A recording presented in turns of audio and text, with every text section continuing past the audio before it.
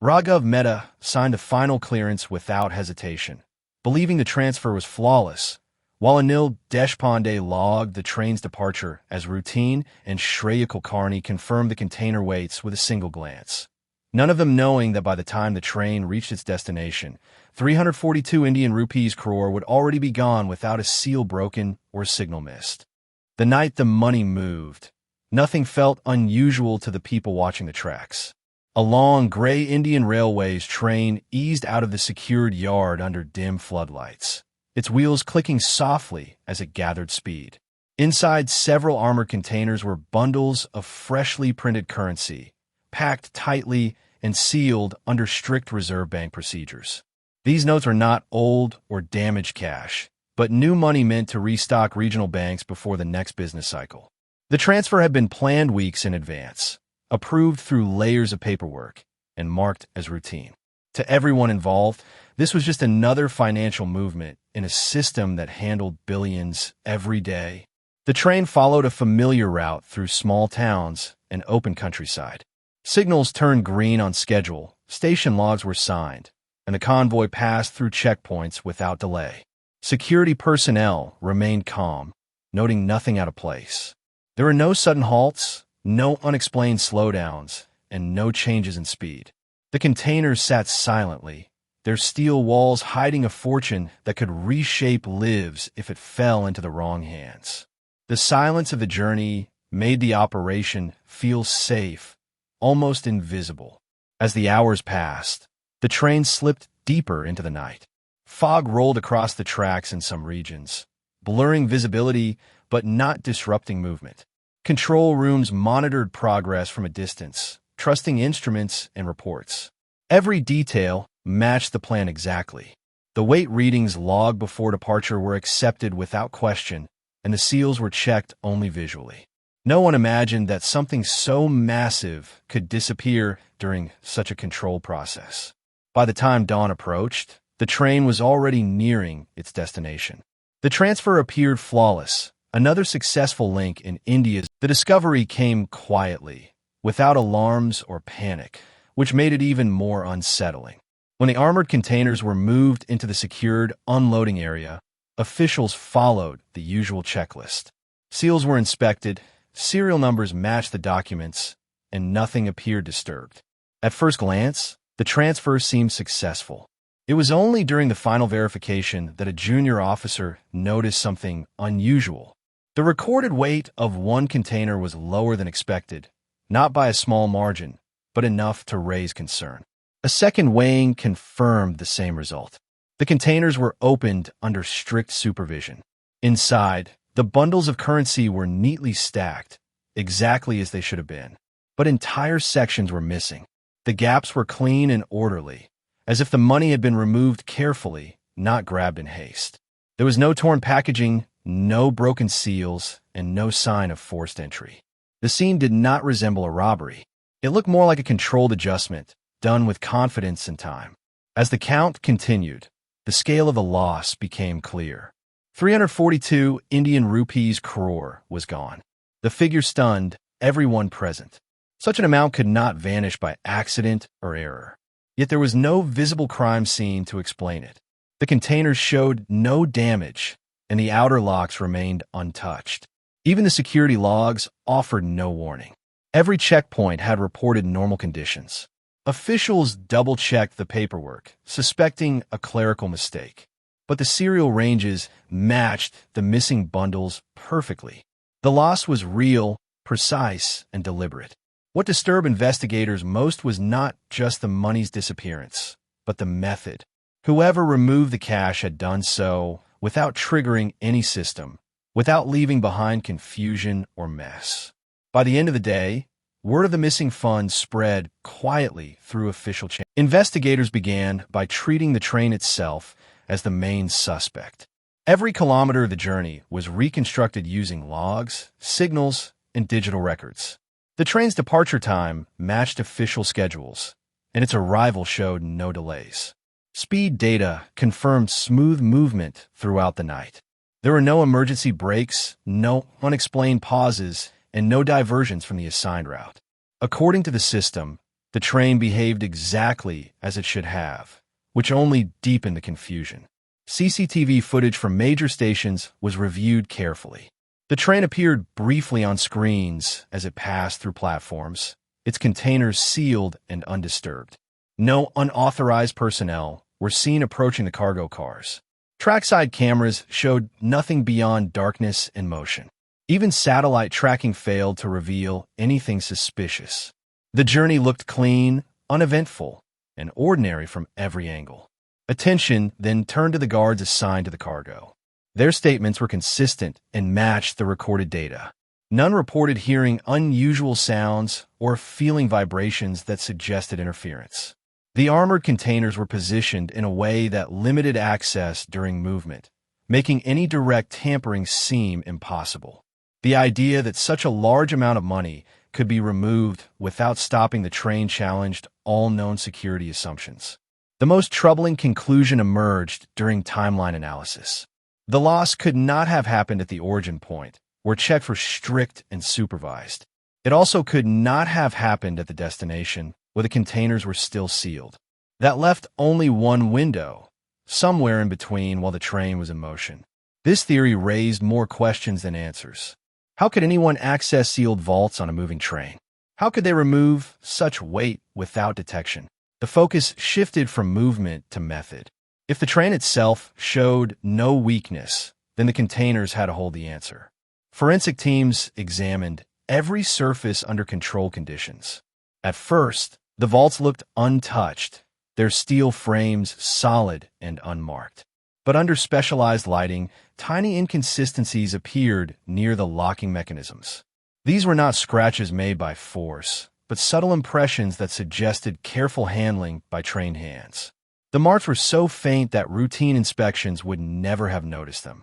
The sealing system became the center of attention. It was designed to show obvious damage if opened incorrectly, yet these seals were intact. This pointed toward a highly specific technique, one that allowed access without triggering visible signs. Engineers confirmed that such access was theoretically possible, but only with exact measurements, custom tools, and detailed knowledge of the container's internal structure. This was not information available to the public. It was restricted to a very small circle of specialists. Inside the vaults, the remaining currency told its own story. The bundles were aligned neatly, as if someone had taken time to preserve order. There was no evidence of hurried removal.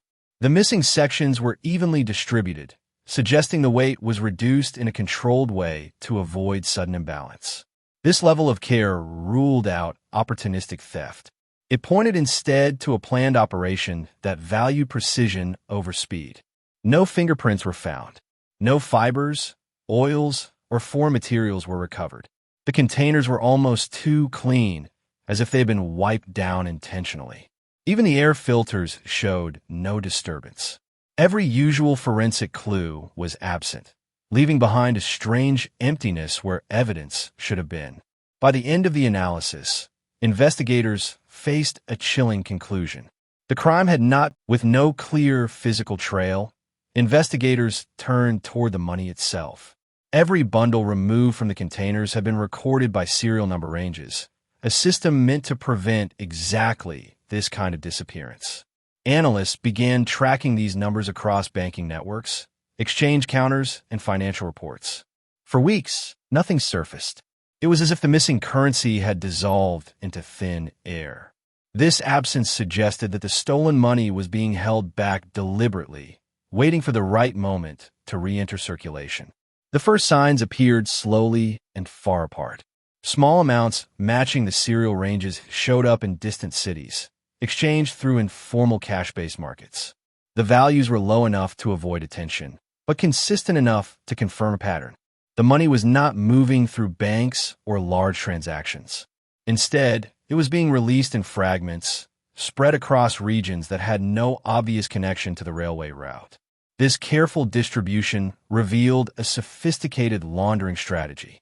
The cash was being handled by multiple intermediaries who likely had no knowledge of the full operation.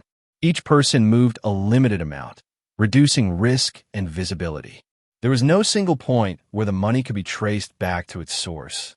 The process was slow, patient, and designed to last years rather than weeks.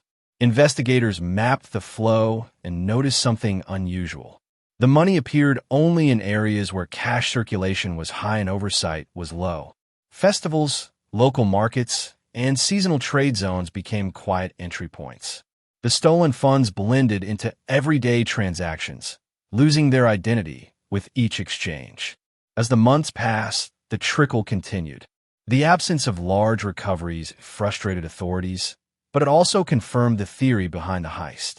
This was not about quick profit or display of power. It was about control. Whoever planned the theft understood that the safest way. As the trail of money grew colder, investigators began narrowing their focus to access rather than opportunity. The question was no longer how the cash was taken, but who could have made it possible. Attention shifted to the days before the train ever moved. Every individual involved in loading, sealing, scheduling, and approving the transfer was reviewed. Background checks revealed no criminal records, no sudden wealth, and no obvious links to organized crime. On the surface, everyone appeared clean. The breakthrough came from paperwork rather than people. A minor schedule adjustment had been approved shortly before departure. The change seemed harmless, shifting the transfer to a late-night window with reduced supervisory presence. The justification was efficiency. It created a brief period where fewer officials were present during final checks. This detail stood out because it benefited no department in any measurable way, except by lowering oversight. Investigators realized that this window aligned perfectly with the level of access required to manipulate the containers. It suggested that the crime did not rely on sneaking past security, but on reshaping it quietly. Someone with authority had understood how small procedural changes could create large vulnerabilities without raising alarms. Further analysis showed that the tools likely used for the vault access were not illegal or unusual. They were standard instruments used in maintenance and inspection, available only to specialized teams. This meant the operation could have blended into routine activity without suspicion. Nothing would have looked out of place to anyone watching. Despite growing certainty that insider knowledge played a role, proof remained elusive. No single person could be tied directly to the missing money. Responsibilities were divided, approvals layered, and actions scattered across departments. Each step alone appeared innocent. As months turned into years, the investigation began to lose momentum. New cases demanded attention, teams were reassigned, and the urgency that once surrounded the missing 342 Indian rupees crores slowly faded. Files were archived, reopened, and archived again, each time thicker but no closer to resolution. Every new lead circled back to the same conclusions without producing names or arrests. The case existed in reports and memos, but not in courtrooms. Periodic audits kept the mystery alive within official circles. Each review confirmed the loss, but added nothing new. The money never appeared in large seizures, and no sudden financial rise could be linked directly to the transfer. Whistleblower tips arrived occasionally, but they dissolved under verification. The lack of solid evidence made prosecution impossible, even as suspicion lingered. Public awareness remained limited. Details of the heist were never widely shared, partly to avoid panic and partly to protect institutional credibility. Without headlines or public pressure, the case slipped quietly into the background. It became a cautionary example discussed in training rooms rather than a scandal debated openly. What unsettled investigators most was not failure, but uncertainty. The systems involved had functioned exactly as designed, yet the outcome was catastrophic. No rules had been visibly broken. No alarms had sounded. The crime seemed to exist in a space where legality and wrongdoing overlapped without clear boundaries. Over time, the file received an official label that signaled defeat without saying it aloud. Unresolved. It did not mean forgotten, but it meant paused indefinitely. The heist became a reference point, a story shared quietly among professionals about how modern financial crimes could succeed without force or noise. The case remained open in theory, years after the train completed its silent journey, the mystery continued to cast a long shadow. The missing 342 Indian rupees crore was no longer just a financial loss, but a symbol of an unanswered question. Within official records, the case remained active in name, yet it lived mostly as a reference point rather than an investigation. Training manuals, security briefings, and internal discussions quietly cited the incident as an example of how trust and routine could be manipulated without triggering alarm. The heist changed procedures in subtle ways. Weight checks became more frequent, oversight windows were narrowed, and container designs were revised. Yet none of these changes addressed the core uncertainty.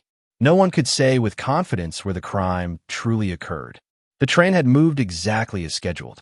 The containers had arrived sealed. The money had vanished somewhere between certainty and assumption. Over time, theories multiplied. Some believed the theft had happened long before the train ever moved, hidden behind documentation and accepted numbers. Others argued it was carried out during transit using techniques that would never be publicly acknowledged. Without proof, every explanation remained incomplete. The truth sat beyond reach, protected by the absence of evidence rather than its presence.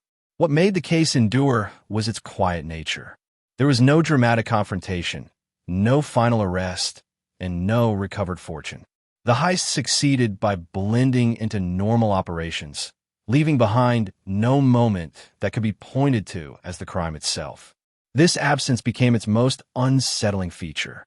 Today, the RBI bank train heist is remembered not for what was seen, but for what was missed. It stands as a reminder that the most effective crime